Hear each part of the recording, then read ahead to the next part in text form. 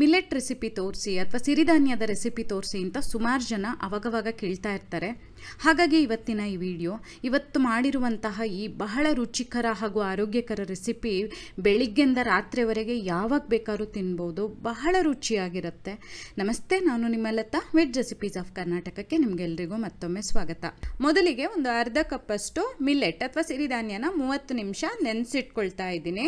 ನಾನಿಲ್ಲಿ ಬಳಸಿರೋದು ಕೊಡೋ ಮಿಲ್ಲೆಟ್ ಅಥವಾ ಹಾರ್ಕ ಅಂತ ಸಿಗುತ್ತಲ್ಲ, ಅದು. ನೀವು ಬೇರೆ ಯಾವ್ದು ಬೇಕಾದರೂ ಬಳಸ್ಬೋದು. ನೆನೆಸಿ ಆದಮೇಲೆ ನೀರು ಬಗ್ಸಿ ಒಂದು ಕುಕ್ಕರಲ್ಲಿ ತೊಗೊಂಡು 1/4 ಕಪ್ ಹೆಸರು ಬೇಳೆನ ಸೇರಿಸಿ ಚೆನ್ನಾಗಿ ಮತ್ತೊಂದೆರಡು ಸಲ ತೊಳ್ಕೊಳ್ತಾ ಇದ್ದೀನಿ. ಸಿರಿಧಾನ್ಯನ ಯಾವಾಗಲೂ ಅಷ್ಟೇ ಹೀಗೆ ಸ್ವಲ್ಪ ಹೊತ್ತು ನೆನೆಸಿ ತೊಳ್ಕೊಂಡ್ರೆ ಚೆನ್ನಾಗಿ ಬೇಯಿಸೋದಕ್ಕೆ ನಮಗೆ ಸುಲಭ ಆಗುತ್ತೆ. ಇಲ್ಲಿ 2 ಕಪ್ ನೀರನ್ನು ಹಾಕಿ ಒಂದು 2 ವಿಸಿಲ್ ಮಾಡಿ ಮೆತ್ತಗೆ ಬೇಯಿಸ್ಕೊಳ್ತಾ ಇದ್ದೀನಿ. ಯಾಕಂದರೆ ನಾನು ಮಾಡಕ್ಕೆ ಹೊರಟಿರೋದು ಪಾಲಕ್ ಮಸಾಲ ಕಿಚಡಿ. ಅದಕ್ಕೆ ಸಿರಿಧಾನ್ಯ ಅಥವಾ ಹೆಸರು ಬೇಳೆ ಹೀಗೆ ಚೆನ್ನಾಗಿ ಬೆಂದಿರಬೇಕು. ಹಾಗೆ ಈ ರೆಸಿಪಿನಲ್ಲಿ ನಾನು ಅದ್ವಿತ್ ನ್ಯಾಚುರಲ್ಸ್ ಅವ್ರದ್ದು ಕೊಡೋ ಮಿಲೆಟ್ ಹಾಗೂ ಗ್ರೌಂಡ್ನಟ್ ಆಯಿಲ್ ಅಥವಾ ಕಡಲೆಕಾಯಿ ಎಣ್ಣೆನ ಬಳಸ್ತಾ ಇದ್ದೀನಿ. ಅವ್ರದ್ದು ಕ್ವಾಲಿಟಿ ತುಂಬ ಚೆನ್ನಾಗಿರುತ್ತೆ.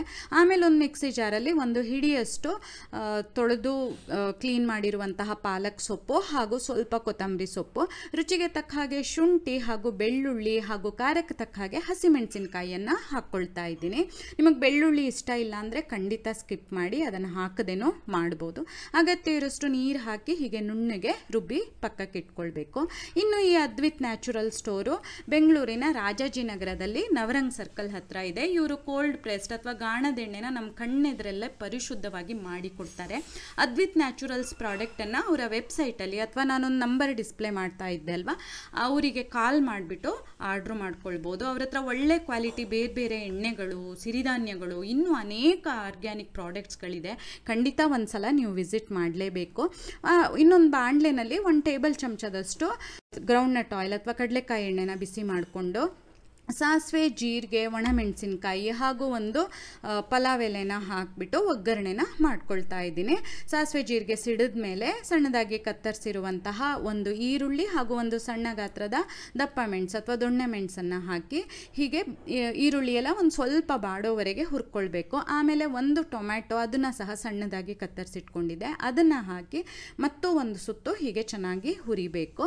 ಟೊಮೆಟೊ ಹುರಿಯೋಷ್ಟೊತ್ತಿಗೆ ನಾವು ಒಂದು ದೊಡ್ಡ ಚಿಟಿಕೆ ಅರಿಶಿನ ಹಾಗೂ ದೊಡ್ಡ ಚಿಟಿಕೆಯಷ್ಟು ಇಂಗನ್ನು ಸೇರಿಸ್ಕೊಳ್ಳೋಣ.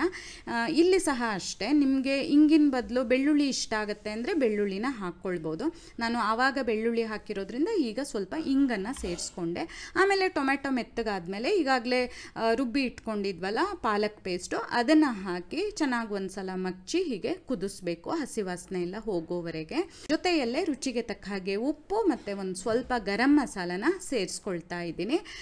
ಚೆನ್ನಾಗಿ ಕುದಿಸಿ ಆದಮೇಲೆ ಈಗಾಗಲೇ ಬೇಯಿಸಿಟ್ಕೊಂಡಿದ್ವಲ್ಲ ಸಿರಿಧಾನ್ಯ ಹಾಗೂ ಹೆಸರು ಬೇಳೆ, ಅದನ್ನು ಹಾಕಿ ಅಗತ್ಯ ಇರೋಷ್ಟು ನೀರು ಹಾಕಿ ಹೀಗೆ ಚೆನ್ನಾಗಿ ಮಗ್ಚಿ ಕುದಿಸ್ಬೇಕು. ಇದು ಈ ಪೊಂಗಲ್ ಅಥವಾ ಬಿಸಿಬೇಳೆ ಬಾತೆಲ್ಲ ಮಾಡ್ತೀವಲ್ಲ, ಆ ಹದದಲ್ಲಿ ಇರಬೇಕಾಗತ್ತೆ. ನೀವು ಈಗಾಗಲೇ ನೋಡ್ತಾ ಇರೋ ಥರ ಇದರಲ್ಲಿ ಮಿಲೆಟ್ ಬಳಸಿದ್ದೀನಿ, ಪಾಲಕ್ ಬಳಸಿದ್ದೀನಿ. ಇದು ಆರೋಗ್ಯಕ್ಕೆ ತುಂಬ ಒಳ್ಳೆಯದು, ರುಚಿಯಾಗೂ ಇರುತ್ತೆ. ಬೇರೆ ಅಡುಗೆ ಎಲ್ಲ ಮಾಡಿ ಸಾಕಾಗಿರುವಾಗ ಹೊಸದಾಗಿ ಏನಾದರೂ ಮಾಡಿ ತಿನ್ನೋಣ ಅನಿಸ್ತವಾಗ ನೀವು ಖಂಡಿತ ಮಾಡಿ ಹೀಗೆ ಮೇಲೊಂದು ಚಮಚ ತುಪ್ಪ ಹಾಕ್ಕೊಂಡು ತಿಂದರೆ ಅದ್ಭುತವಾಗಿರುತ್ತೆ. ಖಂಡಿತ ಟ್ರೈ ಮಾಡಿ. ನಿಮಗೆ ಈ ವಿಡಿಯೋ ಇಷ್ಟ ಆದಲ್ಲಿ ಲೈಕ್ ಮಾಡಿ, ಶೇರ್ ಮಾಡಿ, ಕಮೆಂಟ್ ಮಾಡಿ. ಹಾಗೆ ನಮ್ಮ ಚಾನಲಿಗೆ ಸಬ್ಸ್ಕ್ರೈಬ್ ಮಾಡೋದನ್ನು ಮರಿಬೇಡಿ. ಧನ್ಯವಾದಗಳು.